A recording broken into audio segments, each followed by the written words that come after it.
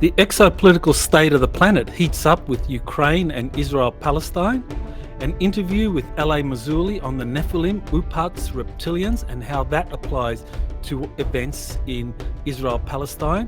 Star Nations news on the Hub and the Negumak. NASA announces that humanity will never visit Jupiter.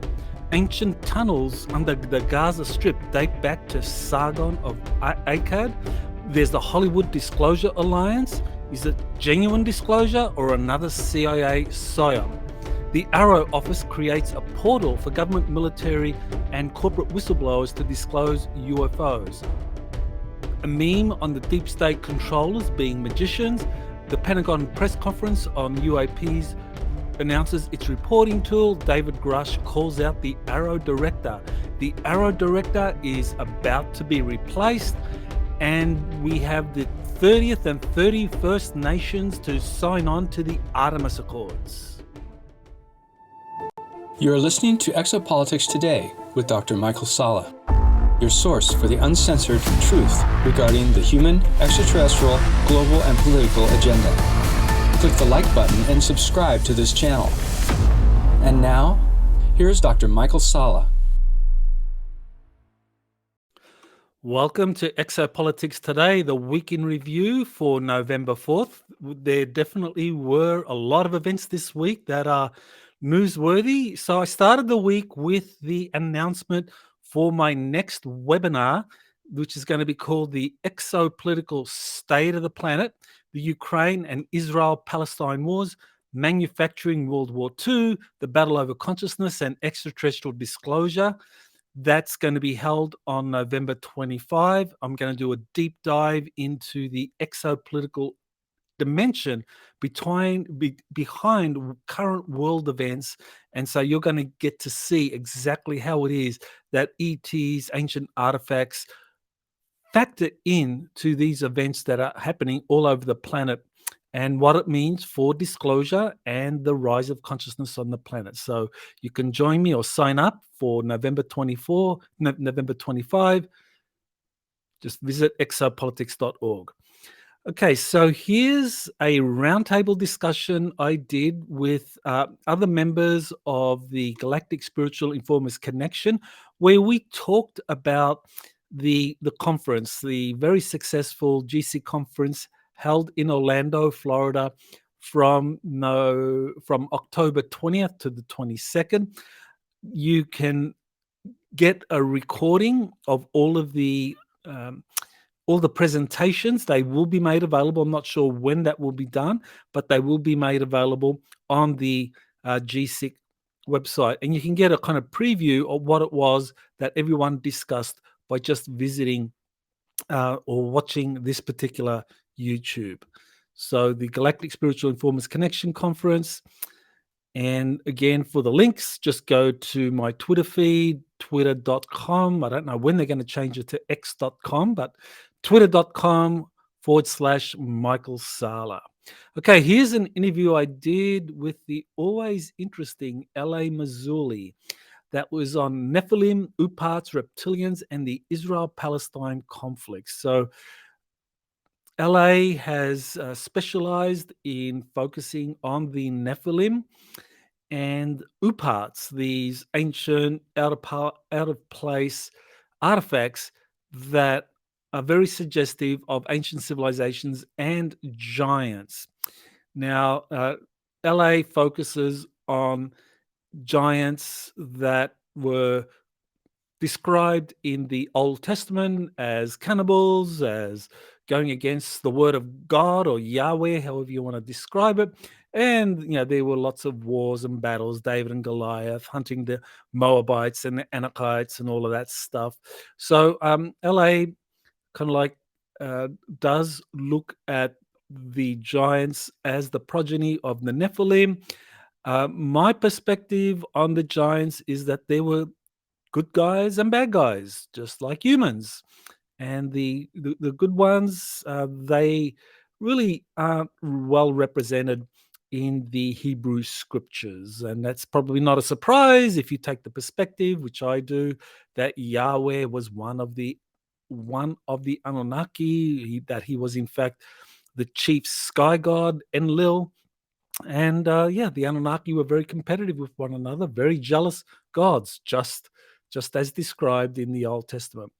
And what I found fascinating with the material that LA presented was that he discussed, or he believes, that some of these Nephilim are underneath the Gaza Strip and that they are part of the conflict. So that's a very interesting perspective on the Israel-Palestine conflict. And I think he's onto something there. I think there truly is a angle to that some of these Nephilim, fallen ones, are playing a role in this conflict.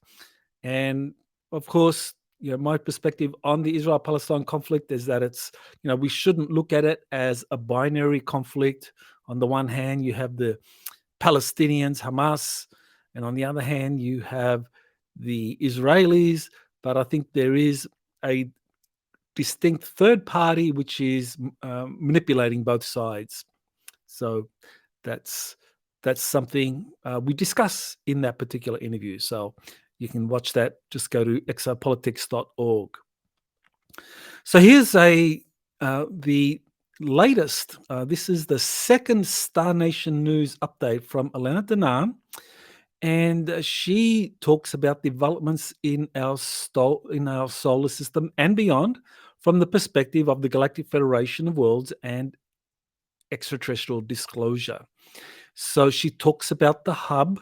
She talks about the Negumak joining the Galactic Federation of Worlds, which is a big deal because apparently these Negumak, which are these giant insectoid beings, that they are the same beings that was represented in Independence Day 2, and that they are the mortal enemies of the draconian reptilians, that those two have been duking it out for thousands of years, kind of like in the Predator versus Alien movies. And for an accurate representation of the Negumak, if you saw the Independence Day 2, the queen of the aliens there, that is a Negumak.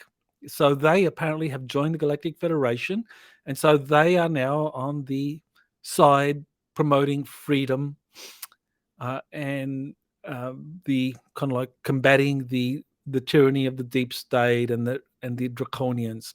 So very interesting developments according to Elena. So you can go to her YouTube channel to watch that. Okay, so here's, I thought, a very interesting synchronicity that just as Elena in her News Nation and in the update I did with Thorhan Eredyan a week or two ago, I did a conversation with Thorhan where he answered some questions about the hub.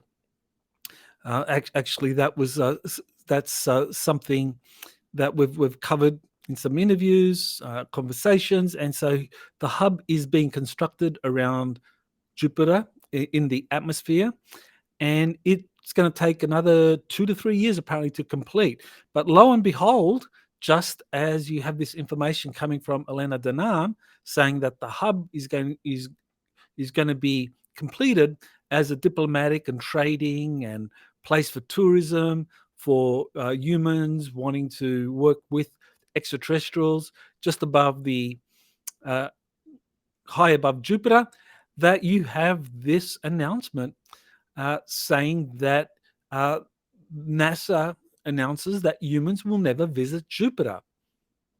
So to me, this is just a sign of the whole deep state versus the white hats conflict. I mean, we are truly in high gear, and I will be talking about this a few more times throughout this week in review, that right now, behind the scenes, the white hats and the black hats or the deep state are fighting a ferocious war over disclosure, over how much to reveal.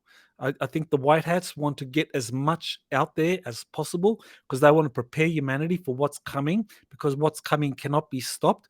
And that, of course, is the activation and the appearance of the space arcs, the arrival of the positive extraterrestrial fleets, and the deep state wants to keep all that on the back burner because they know if they just have all these events unfold rapidly, they can manipulate it to maintain their power because they thrive with fear and confusion. Whereas the white hats want to get people up to speed, get them informed, and to become optimistic for what's coming. So the war's happening right now.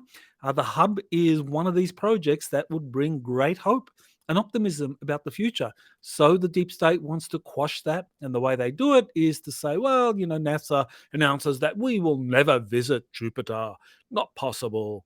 And of course, that's trying to preempt these announcements about what's really happening above Jupiter. And this hub is going to be something very similar to the space station described in Deep Space Nine. So I think that is something to look forward to, and it is coming despite what NASA is saying.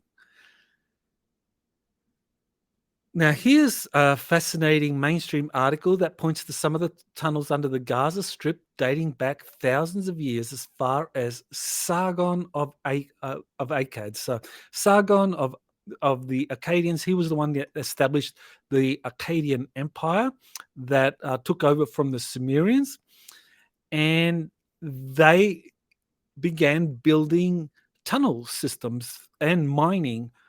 They just took over the complex mining and tunnel systems that the Sumerians had built on behalf of the Anunnaki. And so the Akkadians took that over. I mean, obviously, very, very profitable mines. They worked the mines, pulling out gold. And the Akkadians worked with the different Anunnaki. Of course, Sargon of Akkad, I think he was working with Enlil. Enlil, around the time of Sargon, was dominant. By that time, we're talking. Actually, I'm not quite sure when Sargon of Akkad came onto the scene. Probably around 2,500 BC, something like that. That Enlil or Marduk were in charge of Earth. That Enki or Prince Ea had left. He left around the time of the Great Flood. We're talking 11,600 years ago. So ever since that time, it was Enlil, Marduk, and Enlil's son, Ninurta, that were in charge of Earth, running things here on Earth. And so Sargon of Akkad supported Enlil, was a worshipper, and they built these mines and tunnels all over Palestine, Israel, and around the kind of civilized world at that time. And this is when you have the giants or the Igigi also being involved in the settlements.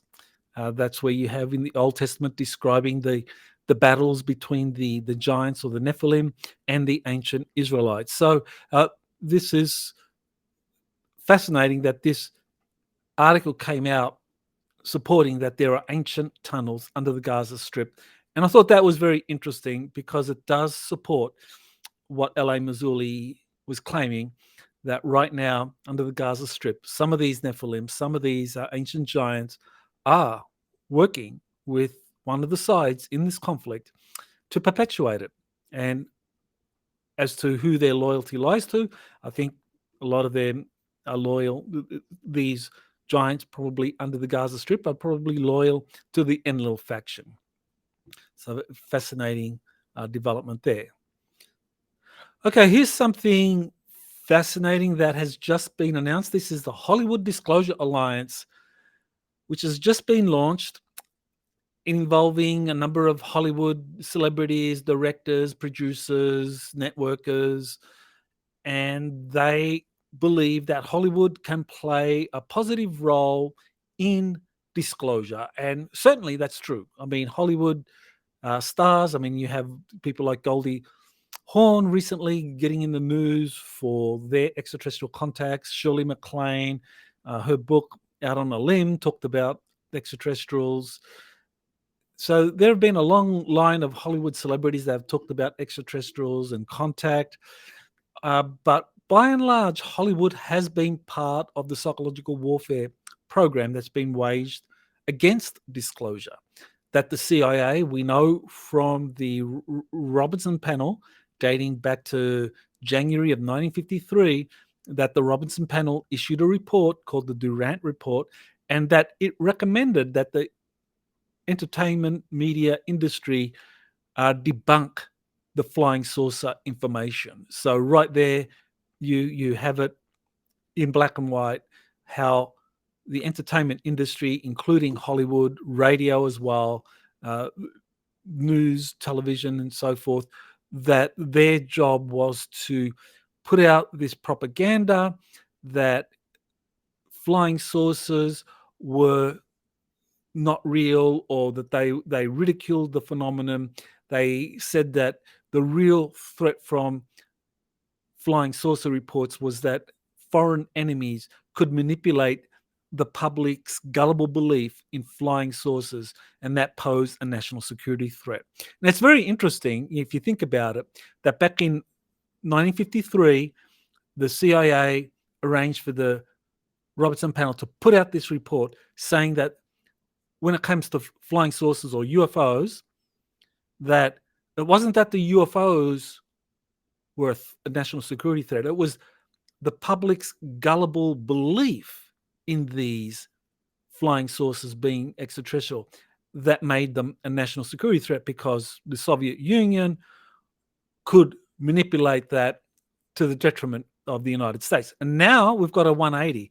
Now we're being told that, yes, UFOs are a national security threat because they're flying over military facilities and near military exercises, and they are undoubtedly a national security threat, and we need to get ready. And so you've got the Pentagon that has established the AARO office. You've got NASA that's established an investigation. You even have the White House with a UFO working group being headed by Jake Sullivan. And so it's quite clear that the emphasis now is on getting the public up to speed that UFOs are a national security threat. So Hollywood, what role is Hollywood going to play? Is it going to be a positive one, which I'm sure everyone that's part of this Hollywood Disclosure Alliance, I'm sure they want to promote genuine disclosure. Stephen Bassett, I think he's a key figure in this organization, and Steve definitely is someone that has been working hard for UFO disclosure since the 1990s. But on the other hand, the CIA has been very good at manipulating Hollywood to promote its agenda. So now the agenda is, yes, we want the public to believe in UFOs as a national security threat because we have something in mind for you, and our agenda is not good. So that is, I think, what we are all waiting to see, exactly how this kind of new mainstream narrative that UFOs are a national security threat, how that's going to play out in terms of some hidden agenda. Okay, so here's an announcement, that the AARO office, that's the All Domain Anomaly Resolution Office, has established on its website. It's created a portal now where government, military, and corporate whistleblowers can actually submit what they know or what they experienced concerning UFOs, and that can be submitted in a secure environment. And and it's very important. It's worth emphasizing here, because people who have worked for the government, for the military, or corporations that have need to know access to reverse engineering projects concerning extraterrestrial spacecraft or contact with non-human intelligence, they all sign these non-disclosure agreements, and these non-disclosure agreements are binding. But because of the National Defense Authorization Act for 2023 that was passed, it had whistleblower protection, that as long as the whistleblowers submitted what they knew to the AARO office, they could do so without violating their NDA. So the deep state is very, very concerned about this, because this is going to break the dam of secrecy. But But at the moment, the AARO office has not been very forthcoming in what the whistleblowers have been saying. But the mechanism has been put in place for whistleblowers to be able to report to the AARO office, and they can do so safely, and they're not violating their non-disclosure agreement. So that's a very important development. But the question is, are the whistleblower reports getting through the AARO system? And as I will shortly present, it has not been happening, but that is about to change. Okay, so here's something again from Elena Danaan. She posted this meme. So you got these characters around the table here. So I wonder if they are representative of the diversity, equity, inclusion agenda. So yeah, okay, you got an alien here, you got a female here, and maybe you got some other transgender types here. So so this is in conformity with a diversity, equity, and inclusion. So this is a roundtable of magicians, and they know. Okay, so this is what the meme is. These people are magicians. They know that human consciousness co-creates reality based on what the mind believes to be true and real. This process is amplified when instilled in the crowd consciousness. They are projecting what they want into your mind, so you build it. I mean, that is a very profound statement right there. That is how black magicians operate, that they will suggest things or present a reality to you, and because it is presented through your media mouthpieces, or media shills to be more correct, and the Hollywood entertainment industry, then the public accepts that as the new reality and manifests that. So now, we are seeing that right now with the whole UFOs are a national security threat meme. That is what the deep state is pushing. That is presumably what Hollywood will be pushing, that these are a threat. And that is setting up whatever it is that the deep state has in mind for its agenda. But of course, there is a war behind the scenes involving the deep state and the white hats on the pace and the extent of disclosure. Well, so here's more about the press conference and its new online reporting tool for military personnel and contractors. So David Grusch, and he's the kind of star whistleblower who testified at the July 26th hearing before the House of Representatives Oversight Subcommittee on National Security. He called out the AARO Director, Dr. Sean Kirkpatrick, for falsely claiming that he had reached out to Grusch. So in his presentation, or in his statements before this press conference on October 31st, Kirkpatrick made the claim that he had reached out to David Grusch on several occasions to hear what he had to say, and that Grusch had not responded to him. Well, David Grusch responded saying that this was a lie. That response from David Grusch, here you have from UAP News, response from David Grusch, the Dr. Kirkpatrick, who said that he reached out to Grusch 4 or 5 times this year regarding his claims with no response. So Kirkpatrick is saying he reached out to Grusch 4 or 5 times, no response. Grusch is saying that he's made attempts to communicate with Kirkpatrick on several occasions and never got through. And so here's the transcript of the press conference where Kirkpatrick comments on reaching out to Grusch but not hearing back,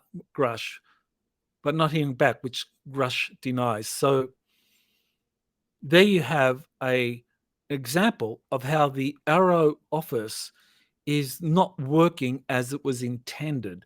I mean, the AARO office was intended and set up to receive UFO reports, but also by law, because of the National Defense Authorization Act for 2023, was supposed to hear from whistleblowers and to allow them to testify to the AARO office and then decide how much of that is going to be publicly released.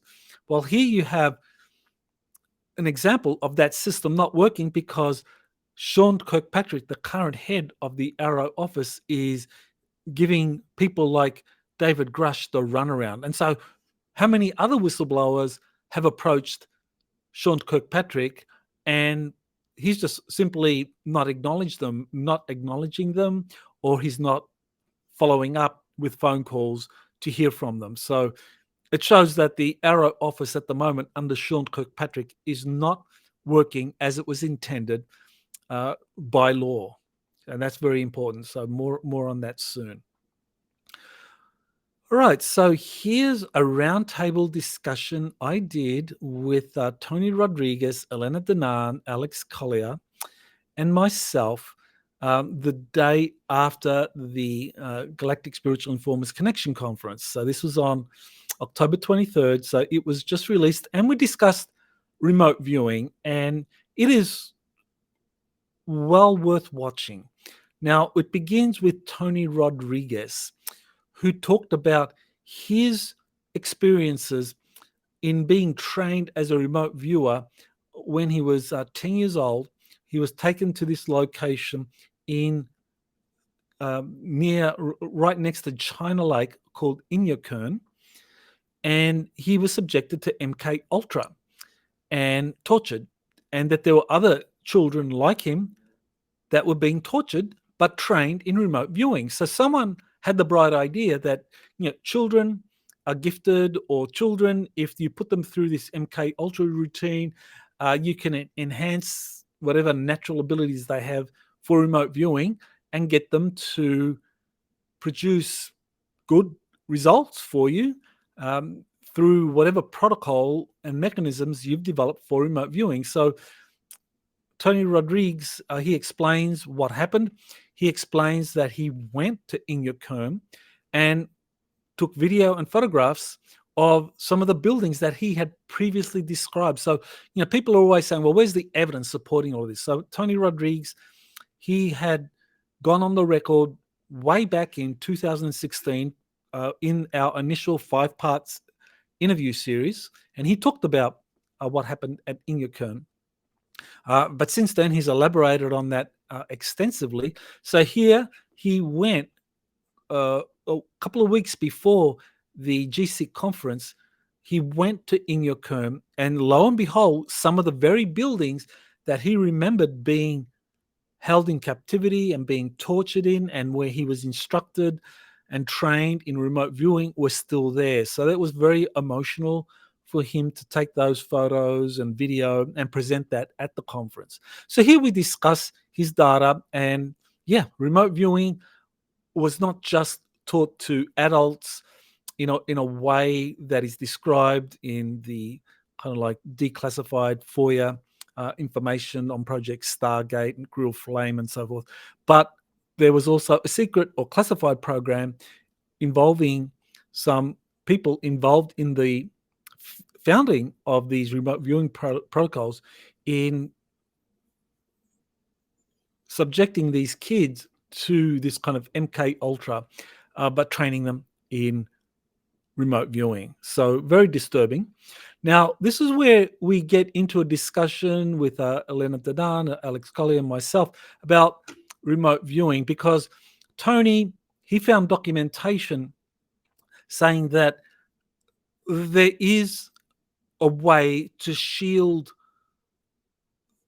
projects, personnel, craft from remote viewing, so that, in other words, those that are involved in these remote viewing projects know that you can remote view just about anything.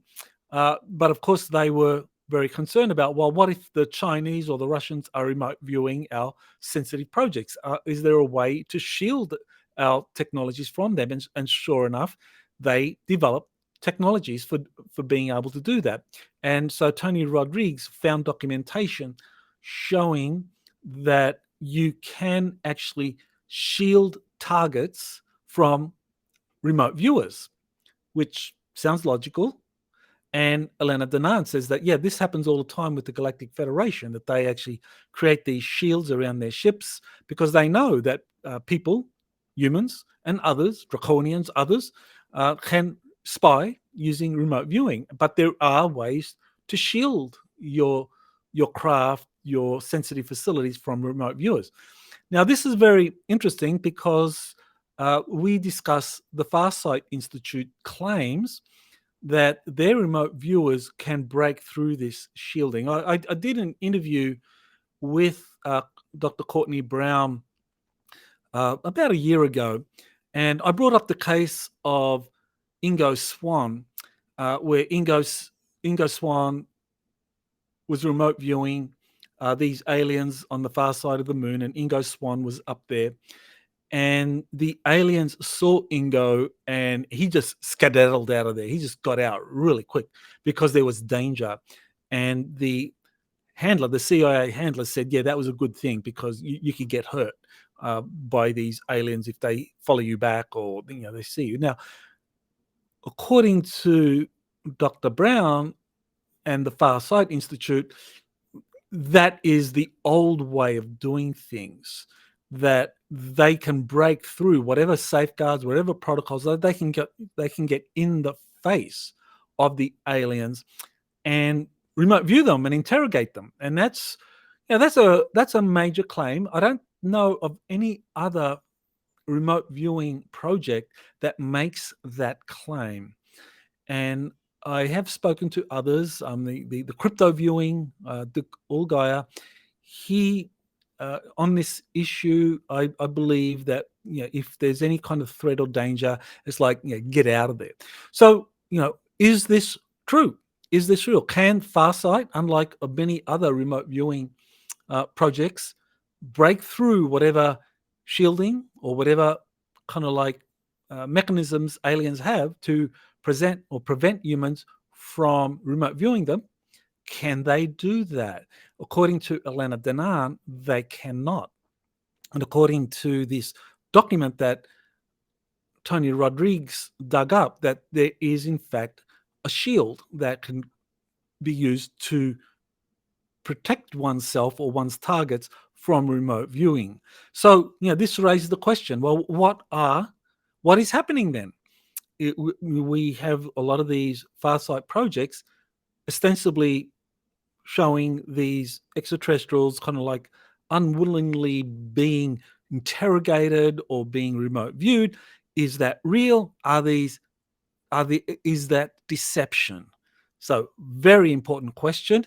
I know Farsight and Dr. Brown say that, no, this is genuine. We can truly interrogate ETs using remote viewing, and there's no safeguards. They can't stop us. But on the other hand, there's a document, the information from Elena Danaan and others suggest that, yeah, there are shields. And I would weigh in on that side of the argument that there is shields. There are limitations to remote viewing. But it's a very interesting debate. And at some point, I will be following up with Dr. Brown, and we will have a discussion about this. But fascinating topic. Okay, so let's move on. So here's an announcement about the discovery of white hydrogen deposits as a new energy source. So here's this article, and it discusses how there were different organizations that went hunting for fossil fuels, and they found something called white hydrogen, which is essentially a pure form of hydrogen that can be easily converted into an energy source. And apparently this goes back many decades that these white hydrogen deposits have been found, but they were kind of ignored because people were looking for fossil fuels. And so what's left unsaid here is that, oh, okay, so all of a sudden white hydrogen is like the new kind of alternative energy source. And this has been around for decades. So what the point I was making here is that the fossil fuel industry was suppressing this, that this was suppressed for decades. But now the fossil fuel industry, probably because of solar power and what other energy sources are coming, are suddenly behind white hydrogen as a energy source.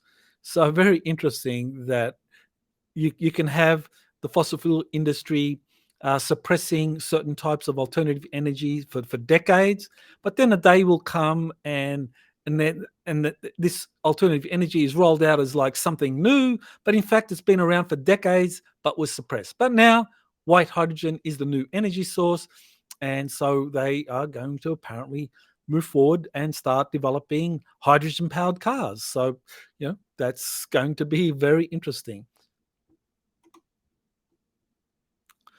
Okay, so this is what I was alluding to earlier. This is the looming replacement of Dr. Sean Kirkpatrick as the AARO Director, because he was simply failing in the job he was assigned to be a good faith vehicle or intermediary for debriefing whistleblowers with information about UFOs, about non-human intelligence that were being studied or in various classified projects, that he was supposed to be the intermediary to hear those whistleblowers and decide what would be released, pumped through to Congress or even publicly released.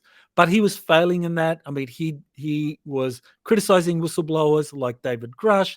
He was not at all forthcoming on how many whistleblowers had come forward to talk to him. I mean, we know from other investigative journalists such as Michael Schellenberger that there were at least 30 other whistleblowers that had reported to the AARO office or were reporting or were willing to report what they had known, but apparently there was a logjam at the AARO office, and Dr. Kirkpatrick was the problem. He had become a gatekeeper, and he was discrediting whistleblowers like David Grusch who were coming forward.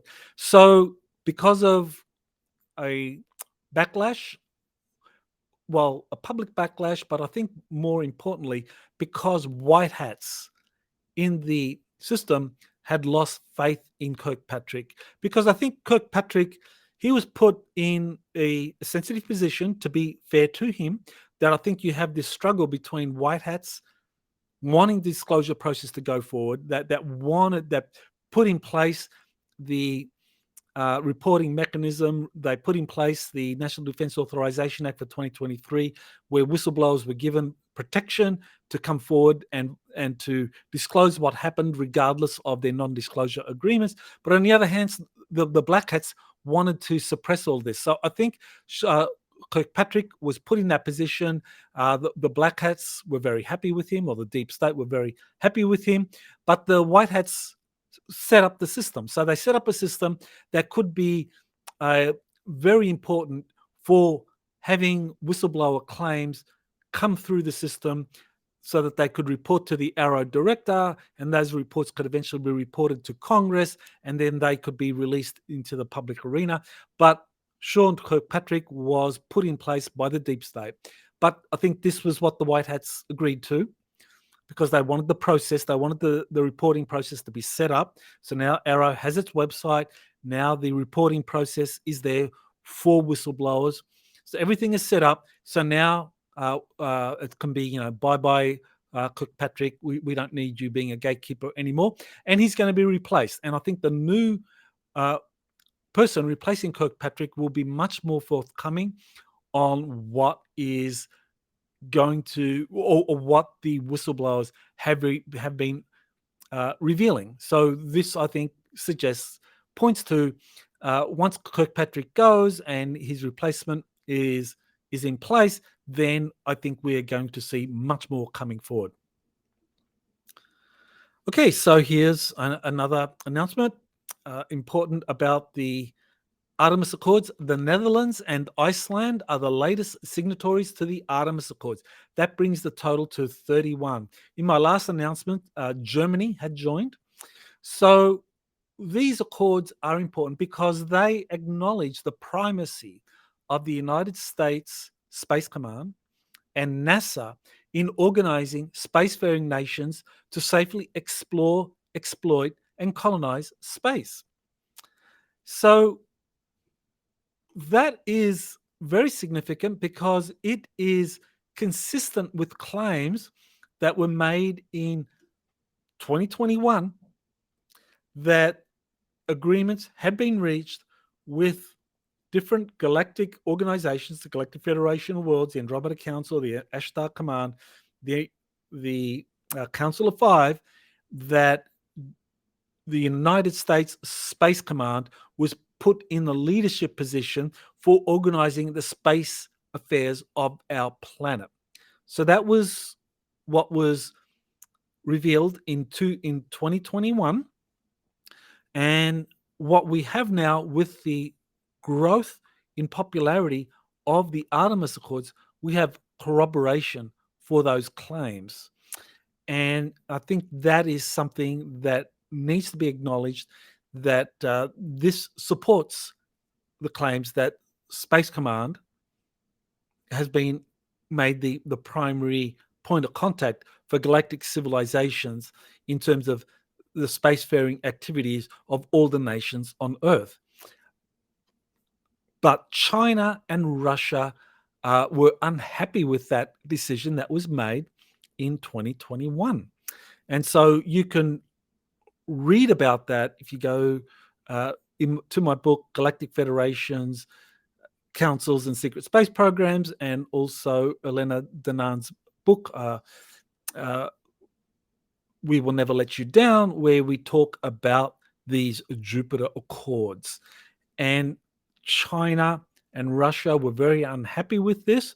And this is reflected in the fact that China, and to a lesser extent Russia, are behind an alternative to the Artemis Accords, which is China's Lunar Research Exploration Program, where they're trying to get various nations to sign on. But so far they've gotten very few nations to sign on. I mean, there are a few like Pakistan that have signed on, Belarus that have signed on, that bring very little to these. Whereas, of course, the European nations. I mean, the Netherlands is. It has a space program. Germany, of course, is a heavyweight when it comes to space.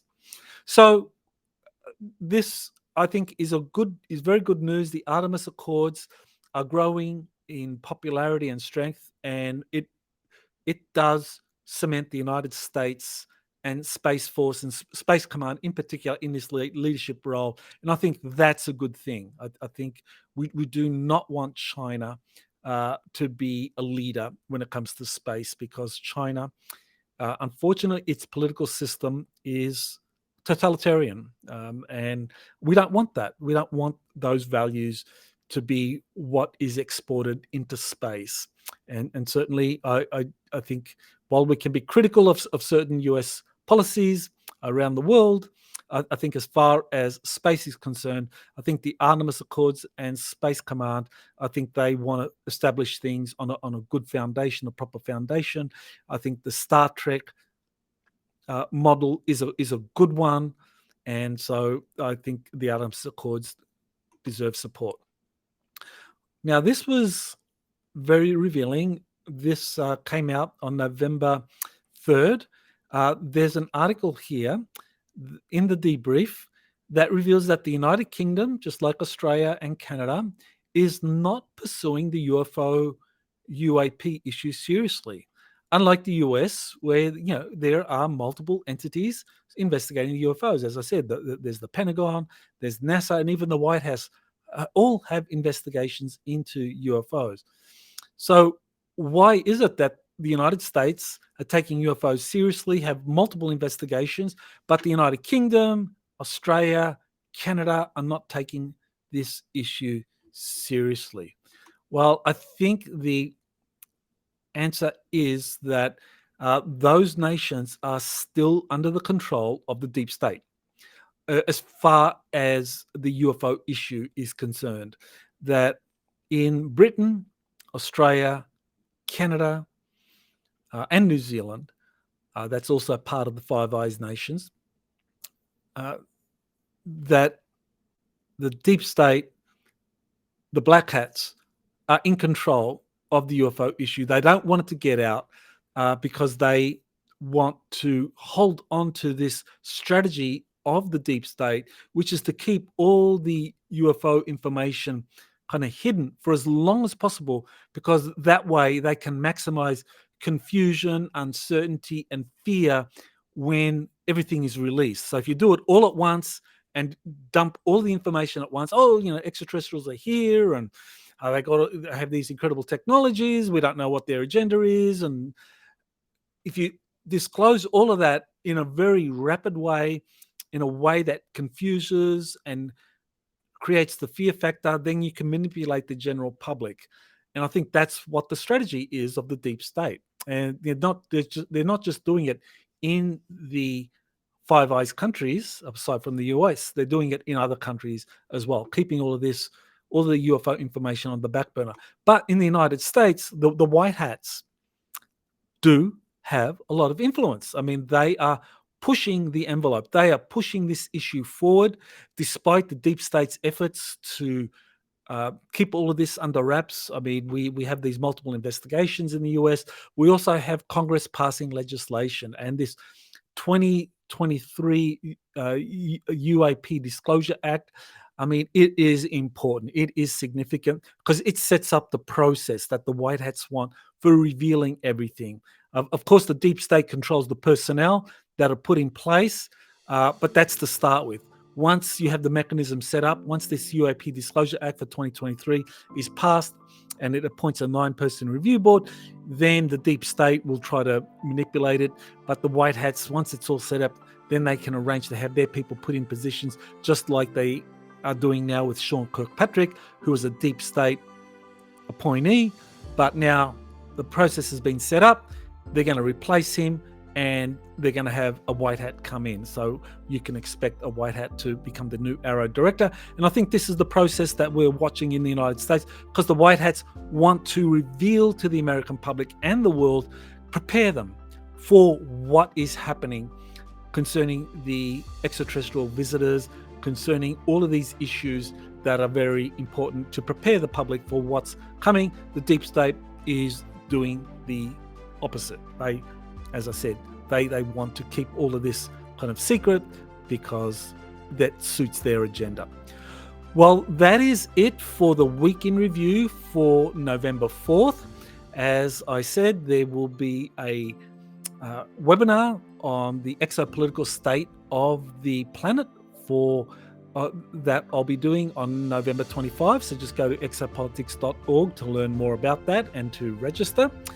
And of course, make sure you like and subscribe to the platform where you're watching this, so that way the word can get out. Very important for YouTube, because the algorithms do suppress a lot of this content. So thank you all for watching this, and aloha. You have been listening to Exopolitics today with Dr. Michael Salla. Please remember to like, share, and subscribe to this channel. Join or start a conversation in the comments. Take the time to explore the vast library of best-selling books, webinars, and podcasts by Dr. Salla. Visit exopoliticstoday.com.